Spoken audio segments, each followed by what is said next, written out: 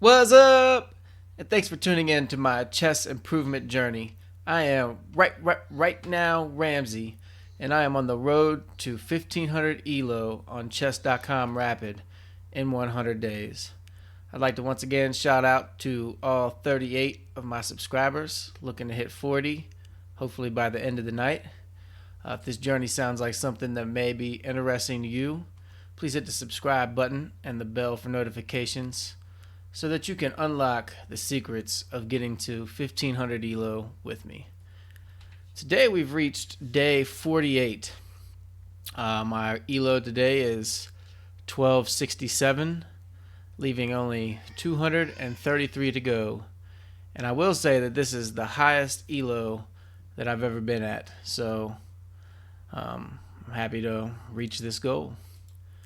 Today's game, I'm playing a guy named Igor8388, and I wasn't quite sure what this gray flag was. And then they said, click here to see our stance on the war in Ukraine. So I found out that this is the Russian flag. So I'm playing Igor from Russia. He's got the white pieces, and he starts with d4. I start with d6, getting into the Indian game.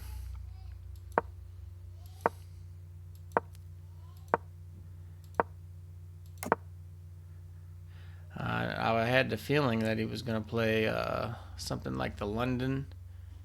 It kind of looks like that. But it doesn't really turn out to a London-ish looking game, in my opinion. He moves this pawn twice before he even touches any of his other pieces.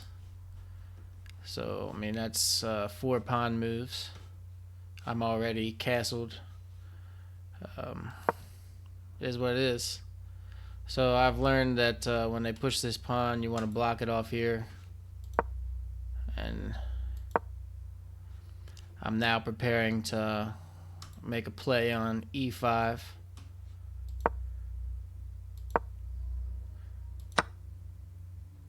And this was an inaccuracy, the first one of the game. His better move would have been g4. Really making the push to break open this king side here. But he plays this, so I just take back with the knight. They say that that was the best move. And at this point, I got a 0.8 advantage. And after this move, what they call a mistake, better move would have been queen d2. I have a 2.1 advantage. So I'll go ahead and make the play, pushing the pawn on e5.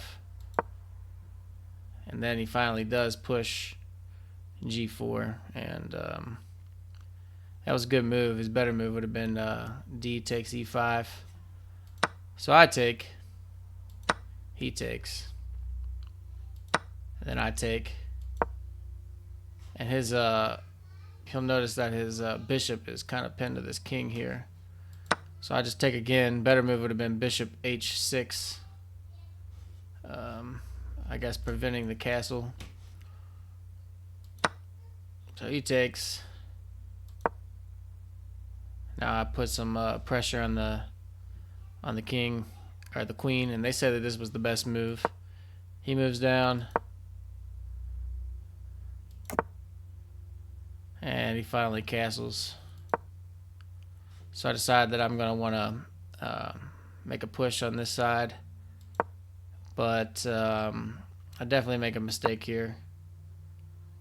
Reason being, if he takes, I take back, he gets the queen. So I didn't think that went all the way through. As a move 17, I've used maybe about 4 or 5 minutes. So this is a great move. He takes, I can't take back. So I go back to eyeing this bishop here. And this is a mistake. Better move, h takes g6. But now I play this. This was a miss. Better move, knight takes h5.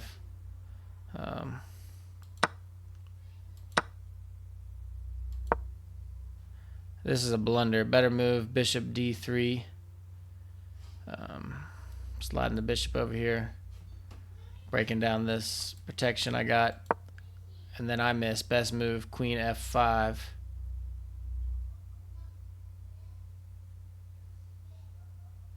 Okay, I see threatening mate here, and also attacking this. I just approach it from a slightly different angle. Mistake. Rook hg1 would have been better, but I found this fork. I was kind of looking at it earlier, but the knight wasn't here. So at this point, I'm up 3 in material, 1.1 advantage on the engine. I got about 7.5 minutes left. I will say that this was one of the most fun games I've played in a while. Really had to think. It was interesting. So he makes this play a3. Better move, rook hg1. I bring the knight over. A threat of a fork here. He gets the king out of the way. This is a good move. Rook hf1 would have been better. This was an inaccuracy. Better move d5. I see that now. Putting pressure on the queen while still protecting this pawn. So I take the free pawn here. And this was an inaccuracy. Better move, rook b1. Adding another level of protection over here. So I play the rook b8, threatening mate right here, and you'll see I got 4 minutes and 4.5. He's got 12:40, and you'll see that he thought about this for about 4 minutes. Better move would have been rook b1, but he plays this. So I decide that I'm gonna make an attack on this knight. And he realizes he's in a bad position. He takes the knight. I take the rook. And it kind of looks like he's got me in a bad spot. If I move the queen, he's got a really good attack right here on f7, leading to mate. Let's just see what it would play out to.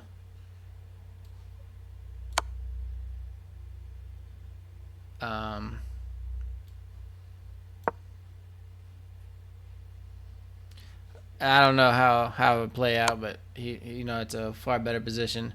So I bring the rook up here with check. He has to take pretty much. So he takes, I take with check, check, and now I get this bishop that's been sitting in here involved in the game. He can't take. I got it covered with the queen, making a threat on this knight. He moves the knight. Bad move. Better move. Queen takes c6. And if he did that, I would just trade down the pieces and walk this pawn to glory. But come over here with check. Now I make the play on the queen. He takes, I take, and I'm up +9 at this point. He takes, queen f2, better move right here. No wait, queen f5 for him would be best. But he goes here, and it's mate in 21. I find it a little bit sooner based on the way he reacts. Check. Bad move. Best move would have been queen b3, forcing the queen trade. But I play this move. If he takes, mate. So, and I was down to 55 seconds. I used my clock pretty well. I was thinking quite a bit. I mean, almost got myself in time trouble, but I was definitely thinking seriously about the moves I was going to play, and it ended up winning me the game. So that's how day 48 turned out. And like I said, I'm at my highest elo yet. And my plan is to keep climbing. We're almost at day 50. And hopefully we'll be closer to 1300 by that time, leaving me 50 days to get to 1500. So thanks for tuning in. I will see you again on day 49.